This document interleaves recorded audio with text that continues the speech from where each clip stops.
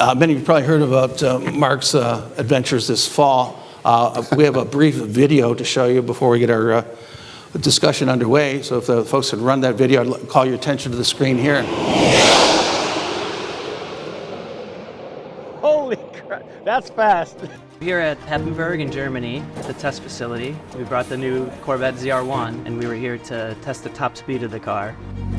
So we really wanted to get a real understanding of what the top speed is. This is a great place to do it. It's designed to do things like this. So the LT7 basically is unhinged. It delivers this power in an obscene way and how well it puts the speed down and how comfortable the car is to drive. I've never obviously gone that fast. You can't do it without confidence. And the confidence comes from all the people that are here that prepare the car, but also the engineers that engineer it. 233 flat on the first run, and then 233.5. Yeah! Wow. We had a pretty good idea what the number was going to be, and so today we proved that. It's a testament to just how strong the engineering teams are, the analysis teams, and the development engineers that can deliver on what we thought it was going to be.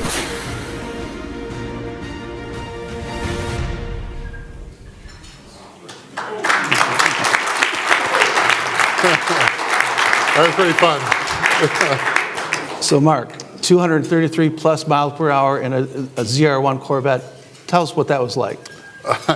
No, it was fantastic. You know, the car, we've been architecting the car for a while, first of all. So I was honored that these engineers, you know, they're kind of like my kids. You know, there's some young people there that are really special that we've mentored up through that whole process on C8.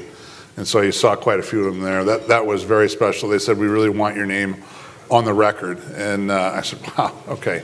You know, so we flew in the night before, right? And Jeff Gordon had never been to the Nürburgring, so we're going to go to the Nürburgring after we did Papenburg.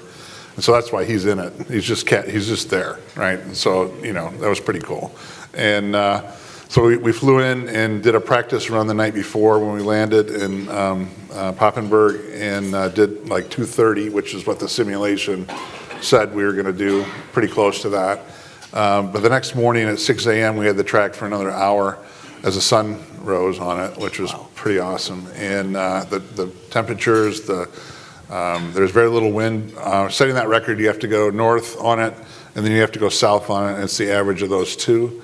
And there's a 50-degree banking, you could see it there, that you hit. But you got to hit that, to get the speed we did, you had to get 222 into the banking on the 50-degree, and then to exit and hit the straight wide open, because you basically run out of track and you run out of car. The aero and, you know, everything flat out. But overnight, which is really cool, we found another, you know, 2.5 miles an hour, and we sent the data back from the night before to Pontiac, and our engineers worked all night to get a new calibration into the car at 6 a.m. And so that's when we got 233.5. And so it was a great story of teamwork, but the speed itself is, it's a little, everything happens really fast, let me just tell you that, really fast. Every small input and every part of that sensory experience of what it feels like when things go by you in a car is unnatural. So I'll leave it at that. So it was pretty cool. It's obviously not something we should try at home or on the Lodge Freeway. No lodge in it. Yeah, no doing that on the lodge. Do you have a racing certification? Are you? I do. I have a couple of them. I have an FIA license, which is really cool, and then SCCA, and then the Nürburgring, what's called an industry pool license, which is you have to be certified to run that track, which is, you know, 122 plus turns and, you know, 12.5 miles, and that's one lap. So that's a very, very challenging track. So we run that a few times a year with the cars we develop. So we do all of our development work on Black Wings and Corvettes and anything else that's high-powered over there.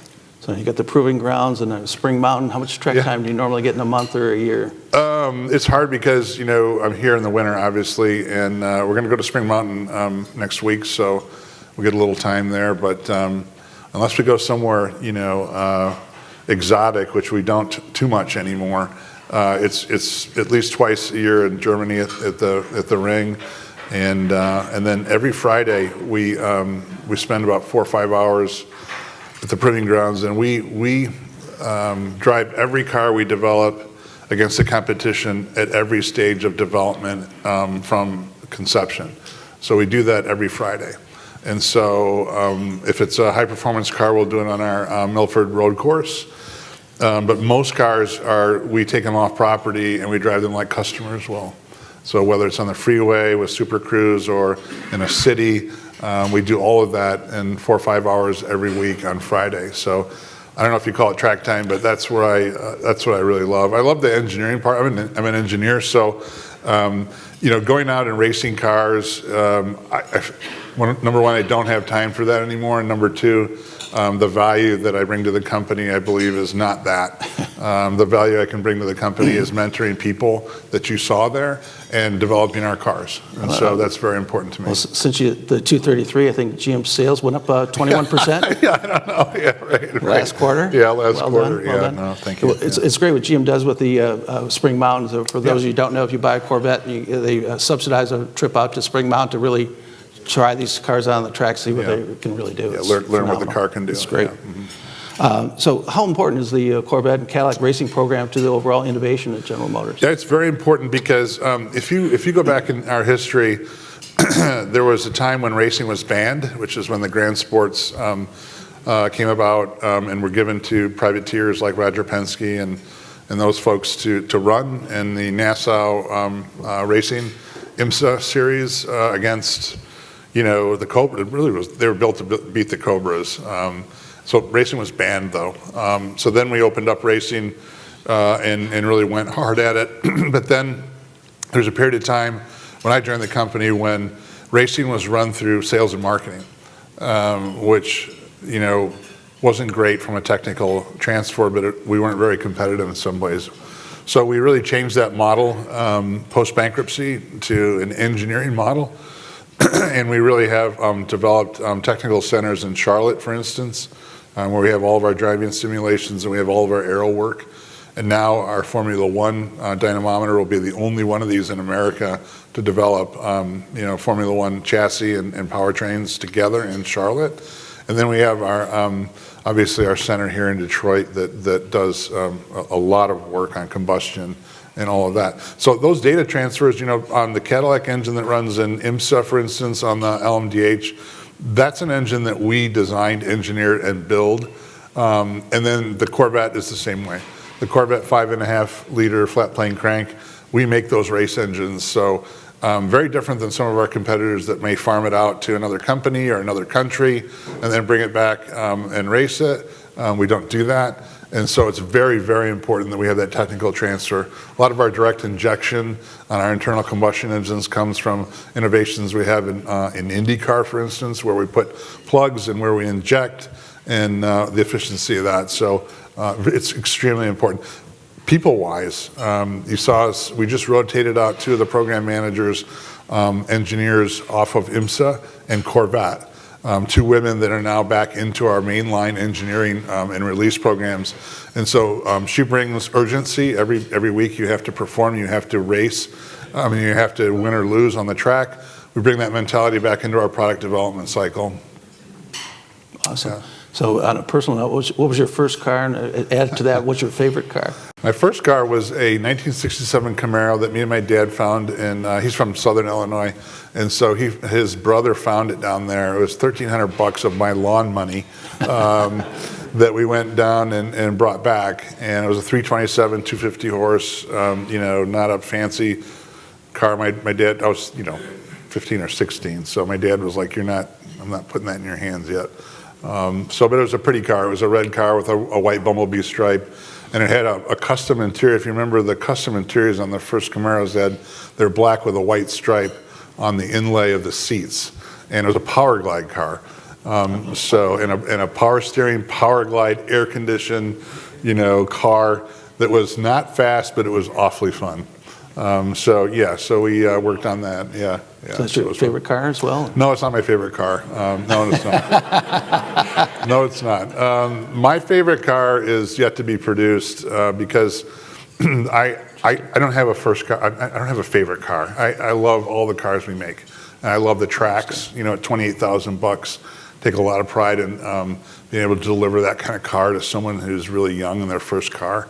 And maybe their parents bought it for them, maybe they did it themselves, but it's freedom, right? And so entry car into freedom is just as important to us as ZR1s and all that stuff. I love that stuff, but you know, to me, to put someone in a Chevrolet and provide that freedom is a big deal for me. Right. We got a lot of C8 owners out here, but they're all asking me. Thank you, by the way.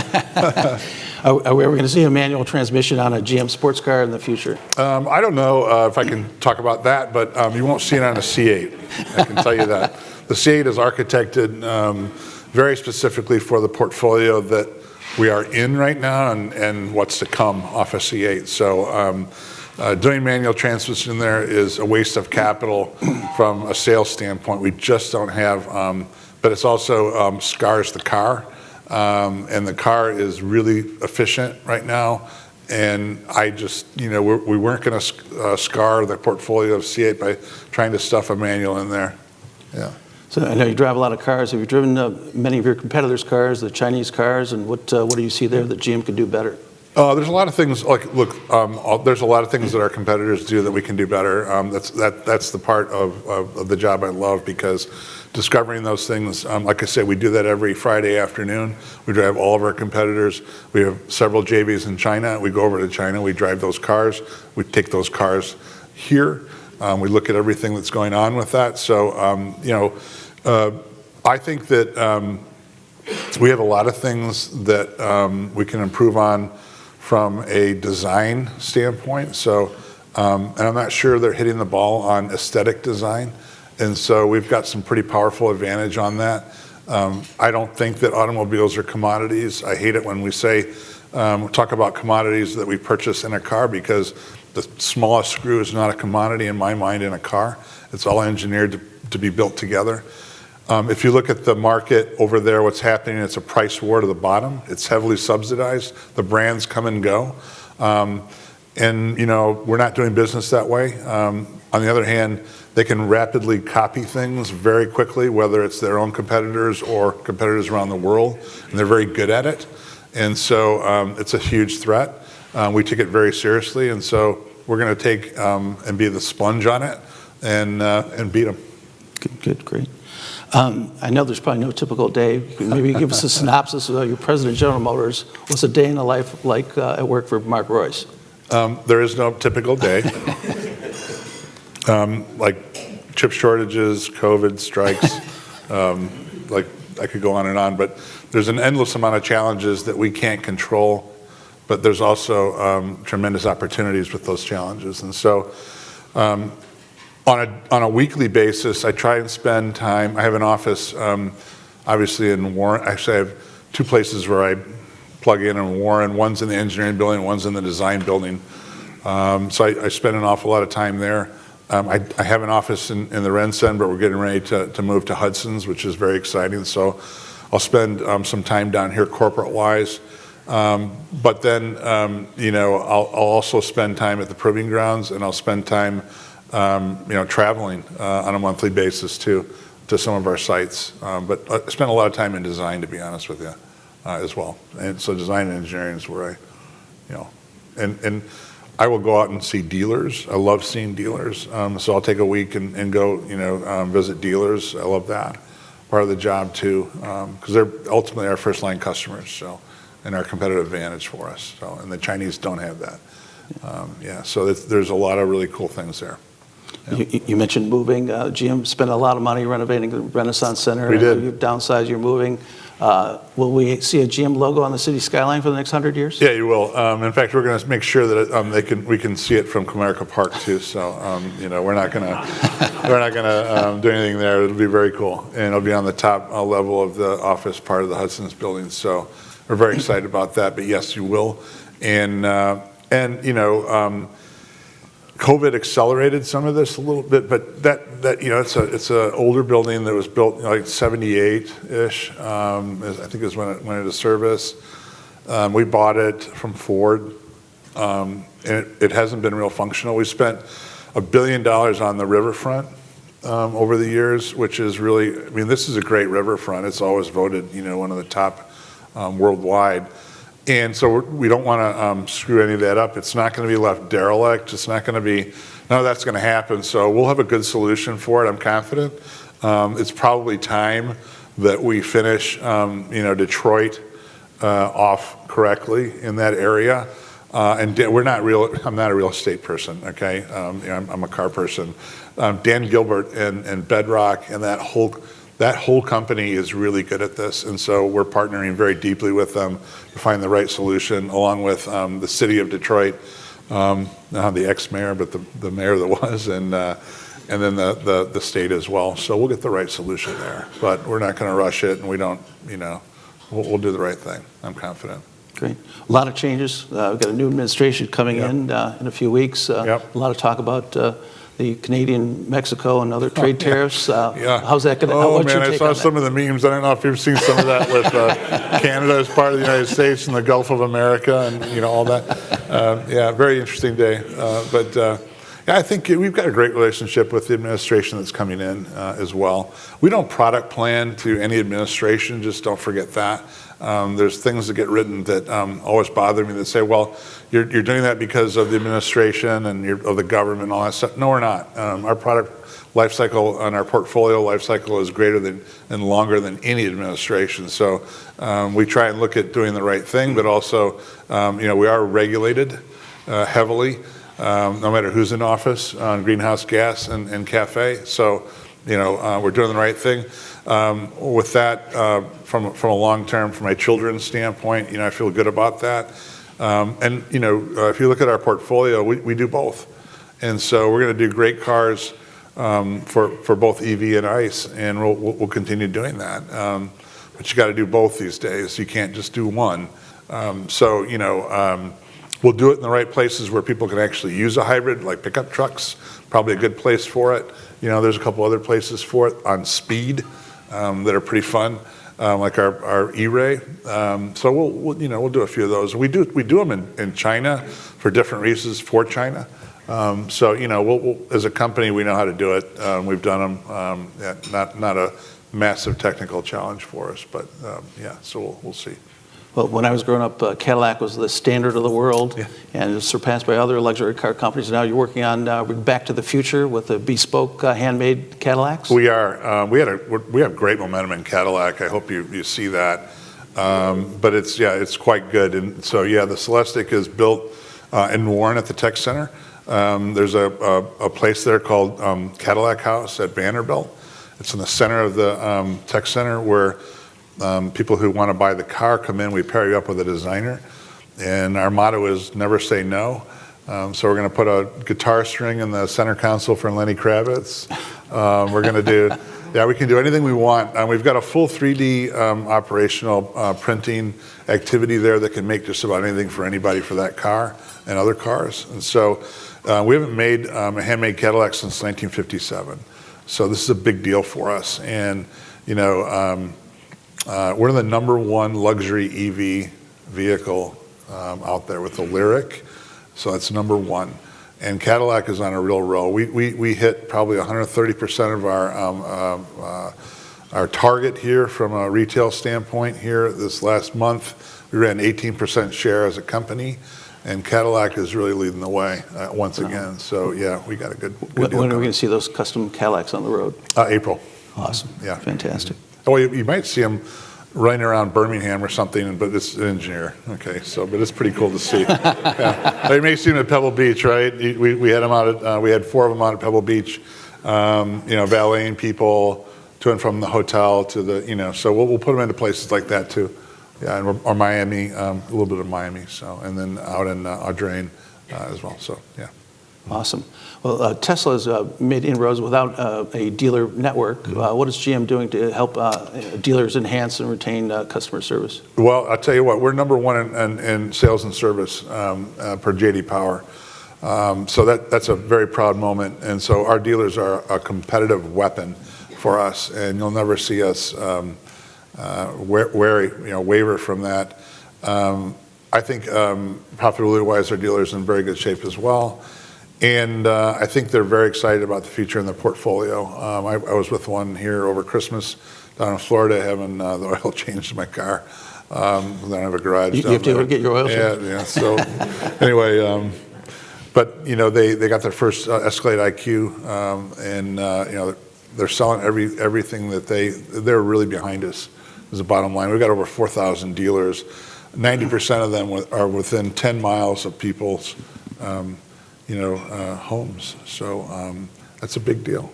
Fantastic. So we love our dealers, and yeah, they're everything for us. It's Thanks been- everybody it's been for being great here. for our Tireside chat. Thank you very much. Thank you. Now, Thank you. Thank you. Thank you. I really appreciate it. Thank you.